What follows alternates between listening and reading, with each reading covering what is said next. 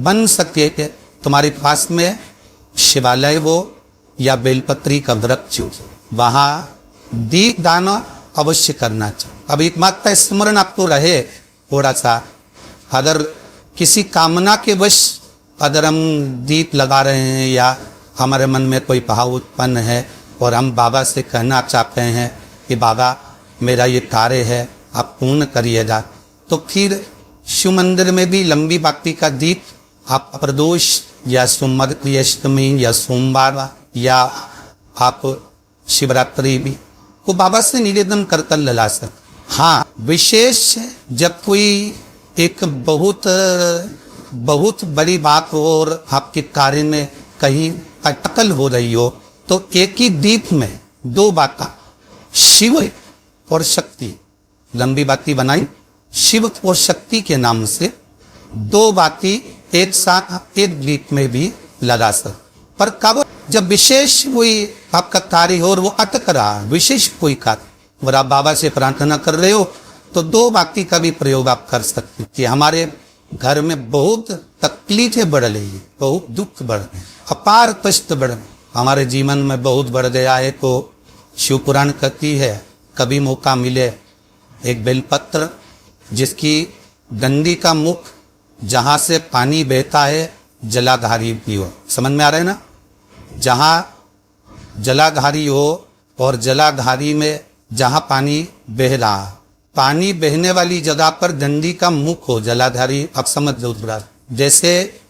ये गोल जलाधारी है, ये शिवलिंग है, यहाँ अशोक सुंदरी है और यहाँ से पानी बह रहा है। ये डंडी का जो मुख होता है, उस डंडी के मुख को अशोक सुंदरी वाली जगह पर नहीं, बिल्कुल जहाँ से पानी नीचे बहता है बस वही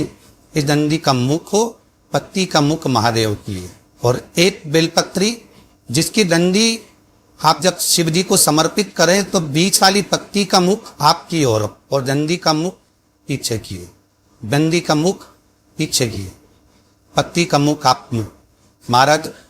शिव महापुराण की कथा कहती है किसी भी 12 महीने में शिवरात्रि आती है, 12 महीने शिवरात्रि आती है, किसी भी एक शिवरात्रि पर, किसी भी एक शिवरात्रि अगर आप भगवान शंकर के मंदिर में जाकर ये 2 बेलपत्री समर्पित कर कर दोनों जगह पर पंचजल मतलब जो कलश आपके पास में है, पानी का है लोटा, जल का पात्र जो आपके पास में है, तो यहाँ जो बेलपत्री आपने इस ओर जल पानी बह रहा इस ओर रखी, यहाँ पर भी 5 बार जल, उसी कलश में से 5 बार जल यहाँ पर और उसी कलश में से 5 बार जल जो शिवलिंग पर अपने बेलपत्र सन रखिए समर्पित करिए वहां पर। ऐसे 5 बार इधर और 5 बार शिवलिंग पर जल समर्पित कर कर अपने जो दुख है, अपनी जो तकलीफ है, अपना जो कष्ट है, बहुत तकलीफ है जो हमें आ रही है, जो तकलीफ है हमें आ रही है, हम वो बाबा से कर कर, बाबा से प्रार्थना कर कर, अगर वो जल दोनों जगह पर एक शिवरात्रि 12 महीने शिवरात्रि आती है, किसी भी शिवरात्रि को हम जब जल समर्पित करें और बाबा से प्रार्थना करें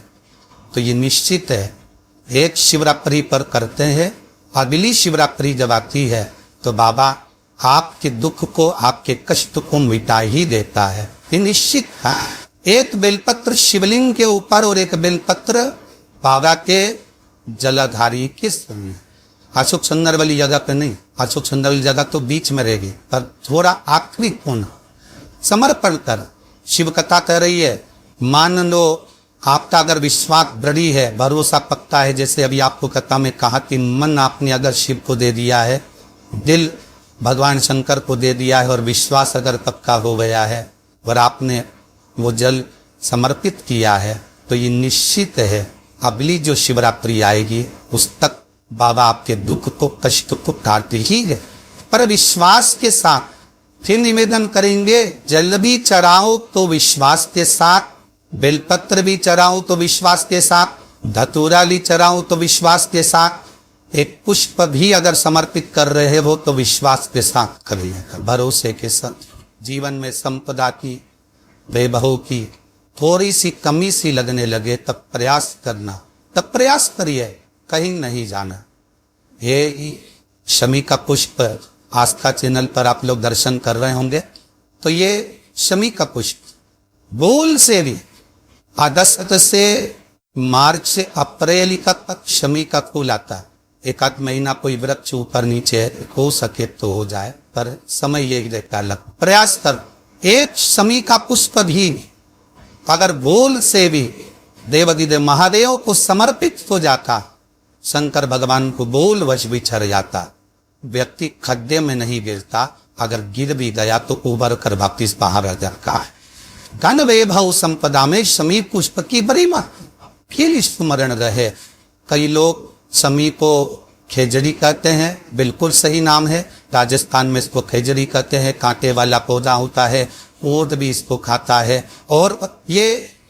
कांटेदार पौधा है, पर ये शिव को प्रिय है, शनि को प्रिय है, गणेश जी को प्रिय है। आप दिल से समर्पित करो। एक पत्ती में जितनी पत्तियां लगी होती हैं और एक पत्ती के अंदर जरा ध्यान देंगे, जैसे इस पत्ती में ढेर सारी पत्तियां लगी हुई है, उस पत्ती में से भी एक पत्ती तोड़ोगे और एक पत्ती तोड़ने पर उस पत्ती को भी अगर गिनोगे तो उसमें बहुत सारी पत्तियां होती हैं। आज प्रयास करना, अगर कहीं आपको शमी की पत्ती मिले तो जैसे ये पत्ती, इस पत्ती को तोड़ा गया, इस पत्ती में से एक पत्ती निकाली गई और एक पत्ती निकालकर आप धीरे से रखना, उसमें भी बारीक बारीक बारीक बारीक बारीक बारीक बहुत सारी पत्तियां नजर आती है। शिव महापुराण की कथा कहती है, जो सोमवार की अष्टमी हो या प्रदोष का व्रत हो या 12 महीने की शिवरात्रि हो या किसी भी दिन प्रदोष काल के अंतर्गत शंकर भगवान को एक शमी का पत्ता कोई फूलवश भी समर्पित कर देता है, तो जितनी